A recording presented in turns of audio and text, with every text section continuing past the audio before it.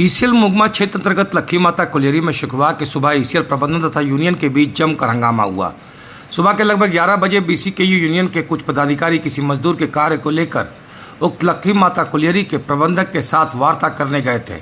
इसी बीच उक्त कोलियरी के अभिकर्ता अपने कार्यालय में उपस्थित थे, जहां यूनियन के पदाधिकारी उनसे मिलने पहुंचे। पर जैसे ही उनके कार्यालय में यूनियन के सदस्यों ने प्रवेश किया, अभिकर्ता आरपी सिंह काफ़ी गुस्से में आकर उनके साथ बुरा बर्ताव, गाली गलौज करना तथा दुर्व्यवहार करना शुरू कर दिया, जिस पर यूनियन के सदस्य काफ़ी आक्रोशित हो गए और वो हल्ला करते हुए उक्त अभिकर्ता आरपी सिंह को उनके कार्यालय में बंधक बनाकर कार्यालय के समीप धरने पर बैठ गए। देखते ही देखते बीसीकेयू यूनियन के सैकड़ों पदाधिकारी कार्यकर्ता उक्त धरना स्थल पर आकर बैठ गए और प्रबंधन के खिलाफ जमकर नारेबाजी की।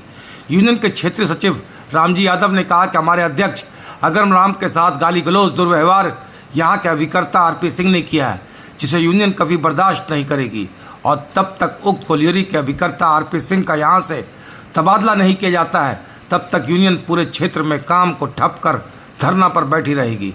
हालांकि इसके बाद मुगमा एरिया के कुछ वरिष्ठ पदाधिकारी प्रबंधन की तरफ से वार्ता के लिए पहुंचे, पर यूनियन के सदस्य उक्त अभिकर्ता के तबादले पर अडिग थे और कहा कि हमारे यूनियन के अध्यक्ष के साथ जो दुर्व्यवहार हुआ वो बर्दाश्त नहीं करेंगे और जब तक अभिकर्ता आरपी सिंह का तबादला यहाँ से नहीं किया जाता है, इसी तरह धरने पर बैठे रहेंगे। धरने पर प्रबंधन के खिलाफ काफी जमकर उनके विरोध में नारेबाजी भी की गई। लोग 20 मई का जो हड़ताल है उसको लेके हम लोग गेट मीटिंग किए।